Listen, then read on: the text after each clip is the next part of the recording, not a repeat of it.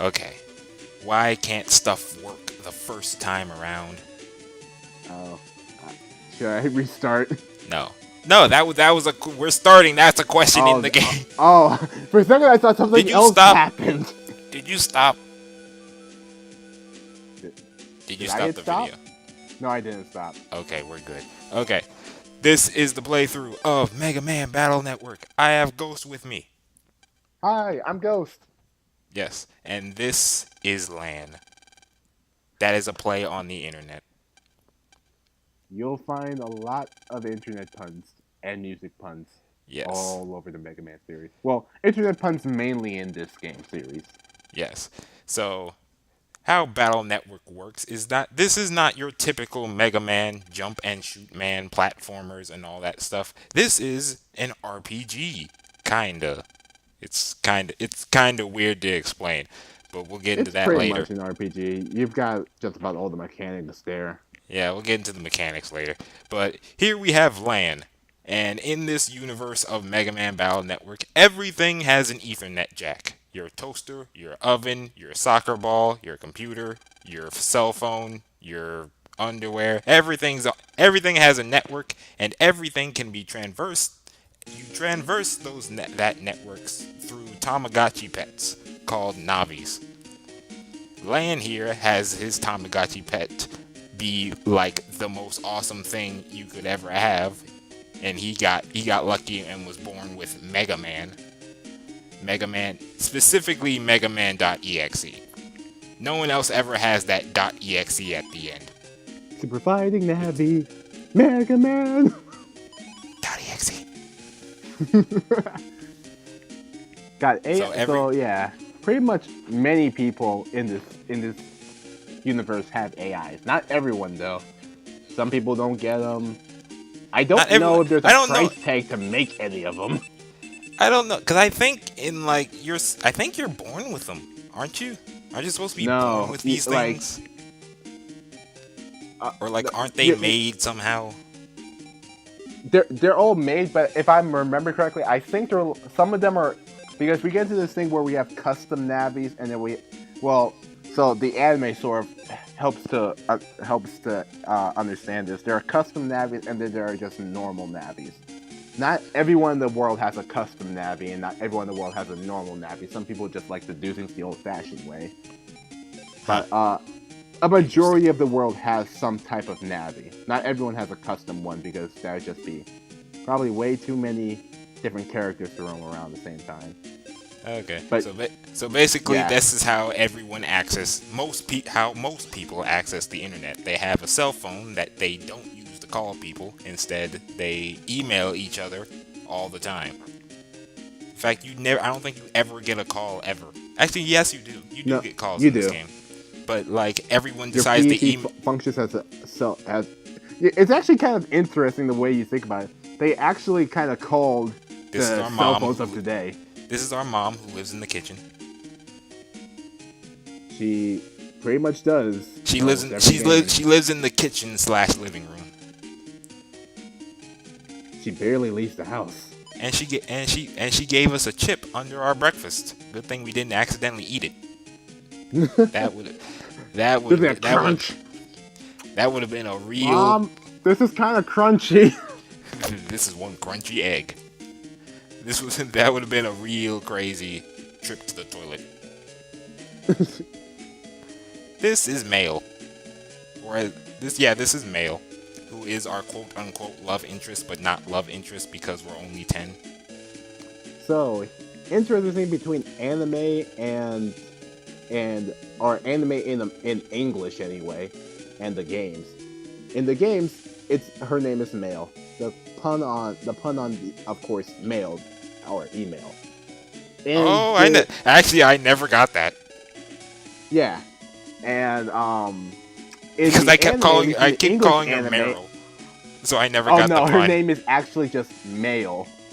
But in the English Oh. anime, she's called Mei Lu. And I think that, if I'm not mistaken, that was to actually, in the anime, it was to make the lip syncing easier. Because her Japanese name is Meiru. Oh, I see. So they decided to go So, the cheap route. Yeah. So they just tacked on the YouTuber name because it made the lip sync easier, if I understand it correctly. But of course, in the games, we don't have that problem. So the internet pun was born. Anyway, we're at school where the only people that have pupils are the main characters. We have Lan, who already met. This is Dex. That is Yai, the little short white girl with the pigtails. And we already met Male. I don't know if... I guess Dex is a play off of just Dex. I don't think I don't... Dex is actually meant to be a pun. Neither is Yai. Oh, that's no fun.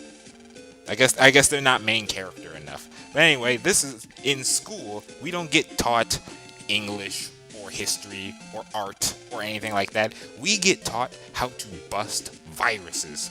Yes. You actually do get taught those other subjects. It's just that virus busting is also an added course. Well, it's the most important course because it's first period. And because since everything in this world runs on a damn network, everyone oh yeah no from the age of 10 you must know how to develop antivirus software. Well, here's the other reason why it's important to know. See, when you go into the net and you fight viruses, if you don't fight, they will fight back. They will delete ass. your net navi. Yes. Although I don't think it ever... Does it say like what happens to a Navi when it's deleted? Is it just gone forever? So I believe later in the story we might actually... I forget if it's in this game or in another game. When a Navi gets deleted, it's weird. Sometimes they can come back, sometimes they can't. It's a anime weird logic system. It's a weird system. The game, if I'm not mistaken, there will be somewhere in this game or a future game that will explain it. I could explain it now, but I don't feel like spoiling it. I'll just say sometimes they can, sometimes they can't. Okay. Well, here is our battle system, and in this battle system, there is no platformer. You go into this little battle screen, and you start with this 3x3 grid you can move around. The enemy also has a 3x3 grid that they can move around.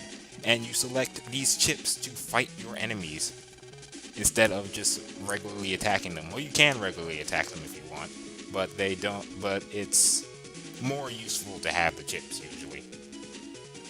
So how the chips work is that you can only select one chip to fight an enemy per turn, and you can select more chips if they are of the same type. So like the two cannon things there, or if they have the same code. The same letter that you see there. See, like that cross gun has J, or those two cannons have A, so they can select both. Anything else? I think that's it. Nope. In terms of selecting chips, that's pretty much it. Oh well, I guess I should mention. The game will also tell you in a bit, but in the first 3 games, there's an ad feature, so you can actually you can actually go a turn without any battle chips, and when you go back, you'll have an extra 5 chips. Yeah, so to get your battle chips, you have like a folder of like 30 or so, and every turn not every turn, but it selects 5 random at the start of the battle, and then like as you choose more, it selects more at random to fill in that spot from the chips that you took. So you really need to set up your folders in the before battle to get the RNG on your side. Since if you just have a bunch of random ass chips lying around, the RNG is probably not going to work for you. There's also one more plus from having multiple chips in there, and I don't think there's a tutorial about it in this game, which is your super move, the program advance. So there are some chip combinations out there that when you use them in a specific order, they will pretty much give you a mega attack called the program advance. I didn't know about that. And yeah, so I'll give you a hint. You should probably get 3 cannons in your folder. Interesting. I think there are already 3 cannons in my folder. I just think they've never turned up like that. Yeah, and there's going to be multiple program advances. The it, for people who've seen the anime, for people who've seen the anime before, one of the ones who have that actually pops out is going to be the life sword. Now, for now, I won't tell Centripetal how to get the life sword. Fuck you. Because I need to get some fun. Yeah, I have a guide I can look up because I am going to be going for. I'm going to be trying to collect. I'm going to try and fill up the library. So I'm going to be trying to get like one of every chip, or one of every type of chip. Oh, okay, that's what you meant earlier. Yes. I'm going to try and fill up the library and get one of every type of chip so that it will technically be like 100%. Also, I will try and get like all of the upgrades. I can explain upgrades later. So hopefully I don't miss one. I don't think you can miss them completely. At least not from what I've looked up. But just in case I'm scouring this game, I'm going to try and scour this game carefully.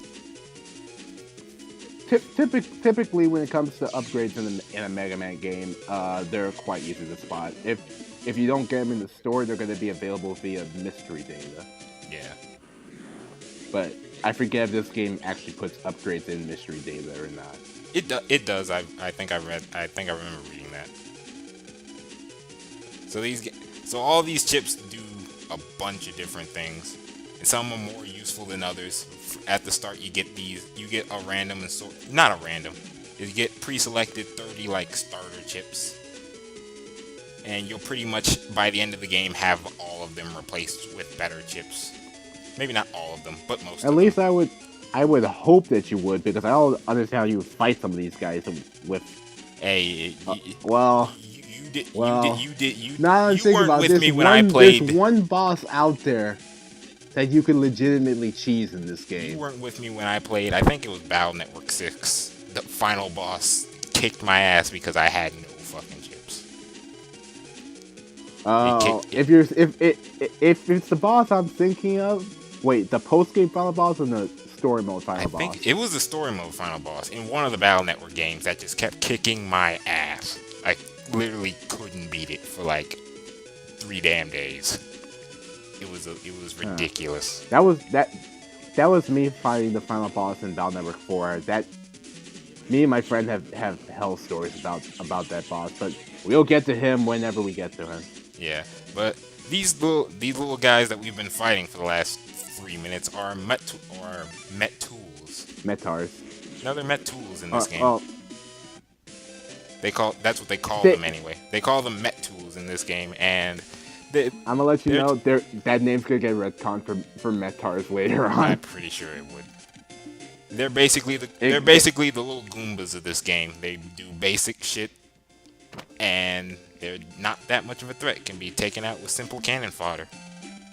But their battle chip though is actually pretty useful. Yeah, so everything drops a battle chip, but we'll get into how to get battle chips later.